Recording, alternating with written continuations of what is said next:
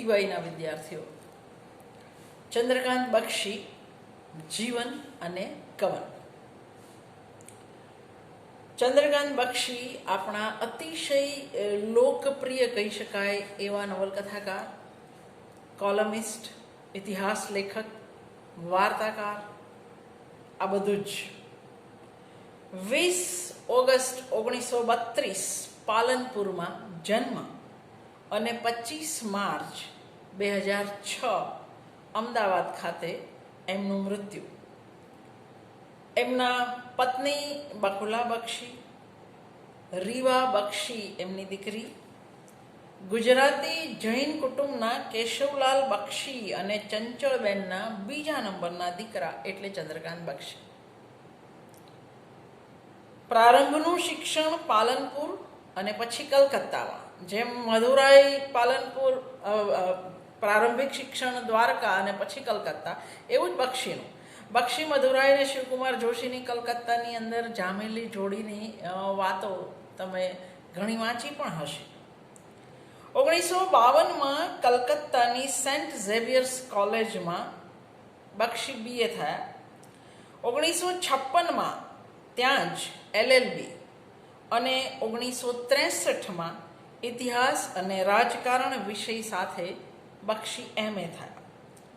કલકત્તામાં આ BA, MA, LLB એ બક્ષી કલકત્તામાં 12 વર્ષ કાપડની દુકાનમાં કાપડનો વેપાર કર્યો દુકાનની અંદર, અને ત્યાં જ પોતાની પહેલી વાર્તા મકાનના ભૂત, આ બક્ષીની પહેલી વાર્તા એમણે લખી. પહેલી નવલકથા પડઘા ડૂબી ગયા એ 1957માં લખાઈ છે. 1969થી બક્ષી મુંબઈ આવે છે અને પછી મુંબઈ જ સ્થાયી થાય છે. 1970થી 1980 મીઠીબાઈ કોલેજમાં અધ્યાપક અને મુંબઈ યુનિવર્સિટીના અનુસ્નાતક વિભાગમાં એ ક્લાસ લેતા. 1980થી 82 LS રાહેની આર્ટ્સ એન્ડ કોમર્સ કોલેજના એ પ્રિન્સિપાલ રહ્યા અને ત્યાંથી જ નિવૃત્ત થયા. ઇતિહાસના અધ્યાપક, સાહિત્યના લેખક. પ્રિન્સિપલ પદેથી નિવૃત્ત થયા પછી બક્ષી પૂર્ણ સમયના લેખક અને પત્રકાર રહ્યા. કેટલાય દૈનિકોમાં બક્ષી કટાર લખતા. બક્ષી બહુ જ લોકપ્રિય કટાર લેખક હતા. બક્ષી વંચાતા પણ એટલા. બક્ષીની નવલકથાઓ તમે લાઇબ્રેરીમાંથી કાઢો તો એ ફેંદાઈ ગયેલી હોય. એની આગળ વાંચવા જેવી, વાંચવા લાયક, બહુ મજા આવશે, આવું બધું લખેલું હોય. 1994માં બક્ષી મુંબઈના શેરીફ બન્યા, એટલે પોલિટિકલી પણ. બક્ષીને કાચું લખાણ કરવાની આદત નહોતી. એ સીધો ડ્રાફ્ટ કરતા. એમની વાર્તાઓ, એમની નવલકથાઓ કે એમની કટારમાં ગુજરાતી અને ઉર્દુ શબ્દોનું નોંધી શકાય એવું મિશ્રણ જોઈ શકાશે. 1968માં એમની પેરાલિસિસ નવલકથાને ગુજરાત સરકાર ત્રીજા ઇનામનો અડધો ભાગ જાહેર કરે, એનો બક્ષી અસ્વીકાર કરે અને એના થોડા જ વખત પછી બક્ષીની એક ટૂંકી વાર્તા કુત્તી પર ગુજરાત સરકાર અશ્લીલ વાર્તા તરીકેનો કોર્ટમાં કેસ કરે. બક્ષી એવું કહેતા કે મેં ઇનામ પાછું કર્યું, એનો સરકારે બદલો લીધો. હકીકત એવું નથી. કુત્તી વાર્તા ખરેખર એ પ્રકારની છે.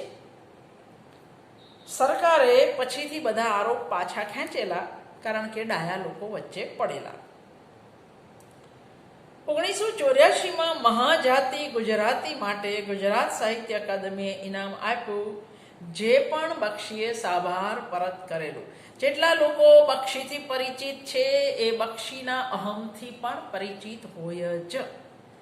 એટલે બક્ષીના નાયક આવા કેમ એવો જે પ્રશ્ન થાય છે એનો જવાબ એમના વ્યક્તિત્વમાં પણ હતો. એમની પહેલી વાર્તા મકાનના ભૂત 1951માં કુમાર, આપણું જે શિષ્ટ સામયિક, એમાં પ્રગટ થઈ. બક્ષીએ કુલ 178 પુસ્તક લખ્યા, એમની આયુષ્ય કરતાં ડબલ કરતાંય વધારે.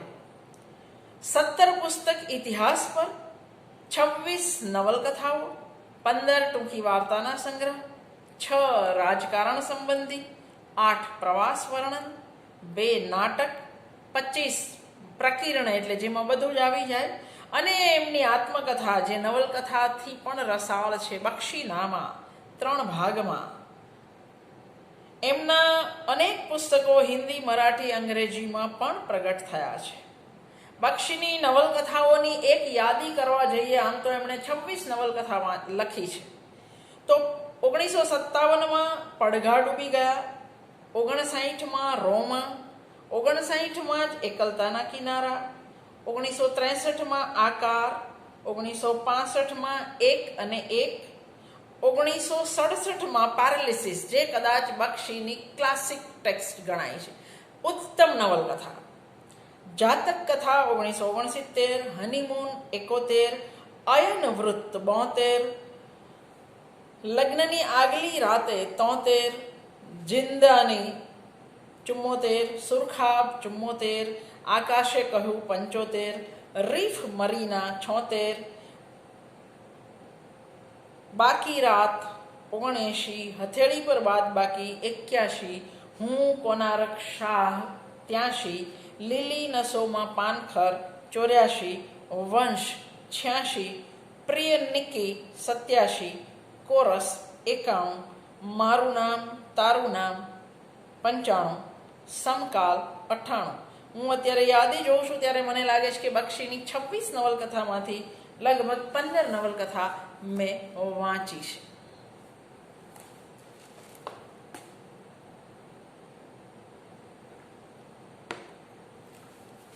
બક્ષી ઉપનામ પણ રાખેલું, ચંદનમ અને ચંદ્ર, આવા 2 ઉપનામે એમણે ક્યારેક લખેલું. નવલકથાકાર, વાર્તાકાર, નાટ્ય લેખક, આત્મકથાકાર, પ્રવાસ લેખક.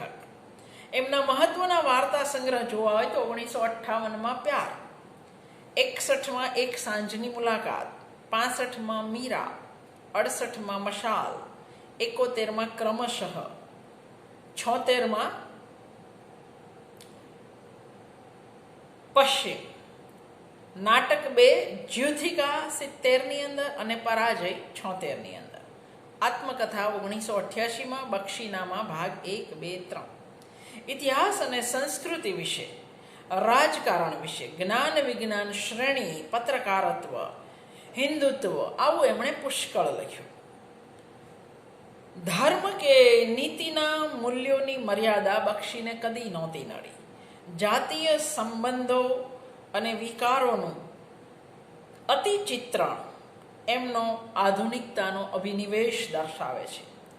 બક્ષીના કથનમાં તાજગી, એમની ભાષામાં લિજ્જત હોય છે. એમનું ગદ્ય સચોટ અને ચિત્રાત્મક હોય છે. નવલકથા લેખનને બક્ષી મરદાઈનો ખેલ ગણે છે અને ટૂંકી વાર્તાને એક પૈડાની સાયકલ ચલાવવા જેવું કહે છે. એને લખેલું કે ઘટના વગર હું કદી વાર્તા લખી જ ન શકું. સર્જકના પક્ષે અનુભવ અને એ વિશેની ઈમાનદારીને એવો પ્રાથમિક મહત્વના ગણે છે, બાકીનું બધું ગૌણ. વાચકોનો સ્વીકાર એ એમના માટે સફળતાની એકમાત્ર કસોટી. એમને બક્ષીએ વિવેચકોને આપી છે એટલી ગાળ કદાચ કોઈએ નહીં આપી હોય. આગવી શૈલી, મહાનગરના જીવનના વિષાદ, વેદના, એકલતાના આલેખનને કારણે એમને આધુનિક નવલકથાકાર ગણાવાય છે. પાત્રોની નિર્ભ્રાંતિને પણ બક્ષી રંગદર્શી લાગે એ રીતે આલેખે. તમે આકારમાં પેલાને જુઓ, એ પોતાનો એક્સરે લઈને બેઠો હોય, તો બક્ષીના પાત્રો એટલે આ. પણ બક્ષી ભલે લોકપ્રિય હોય, એમની ભાષાની અંદર ભલે ઉર્દુ, ફારસી અને ગુજરાતી, હિન્દીનું મિશ્રણ આવતું હોય, પણ એક વસ્તુ કબૂલ કરવી પડે, બક્ષીના પાત્રો એ જ ભાષા બોલે છે જે બક્ષીની કોલમમાં હોય છે, જે બક્ષીની ભાષા છે. એટલે પાત્રોચિત ભાષાસ્તર ઊભા કરવામાં બક્ષી પેરાલિસિસને બાદ કરતા લગભગ બધી જ કૃતિઓમાં નિષ્ફળ ગયા છે. બક્ષીની વાર્તા હોય કે નવલકથા, એના પાત્રમાં સ્ત્રી હોય કે પુરુષ, ડાયું હોય કે ગાંડું, એમના તમામ પાત્રો એક જ ભાષા બોલે છે, જે લેખકની પોતાની ભાષા છે. સુમન શાહ લખે છે, બક્ષી કદી નહીં મરનારી નવલકથાના લેખક છે. આવા લોકપ્રિય થવા માટે બક્ષીને વિવેચકોની જરૂર નથી પડી, એ વાત સાચી છે. એ બાબતે બક્ષીએ શેખીખોર કહી શકાય એટલી હદે શેખી મારી જીવ્યા ત્યાં સુધી. અને એમની એ શેખી લોકપ્રિયતા બાબતે ખરી પણ હતી, પણ નવલકથા સંદર્ભે એ શેખી સાચી હતી એવું હું નહીં માનું. બક્ષીની બધી જ નવલકથાઓમાં માનવીની જે મૂળભૂત સ્થિતિ અને સમસ્યાઓ આલેખાઈ છે, એમાં જાતીય જીવનની ભૂખ, સ્વાતંત્ર્ય, લગ્ન સંસ્થાનો વિરોધ, બંડ, સંઘર્ષ, વ્યક્તિની જિંદગીમાં થતી હાર, એને લાગતો થાક, એની નિરાશા, હતાશા, એની વીરતી, એકલતાનો કરુણ અનુભવ, આ મોટે ભાગે એમની નવલકથાઓમાં પ્રગટ થતો સૂર છે. સુમન શાહ કહે છે તેમ આ આધુનિક દર્શનને કલામાં રૂપાંતરિત કરી આપે એવી સર્જકતાનો ઉદ્રેક બક્ષી પાસે નહોતો, એટલે દર્શન વિધાનો રૂપે રહી જાય છે. બક્ષી પોતાનું જ અનુકરણ કાયમ કરતા રહ્યા, પણ બક્ષીની પેરાલિસિસ એવી નવલકથા છે જેનો વાચકોએ અને વિવેચકોએ સરખો સ્વીકાર કર્યો. એક કલાત્મક કૃતિ, પ્રશિષ્ટ કૃતિ કહી શકાય એવી આ નવલકથા તમારા અભ્યાસક્રમમાં છે, જેની વાત હવે કરીશું.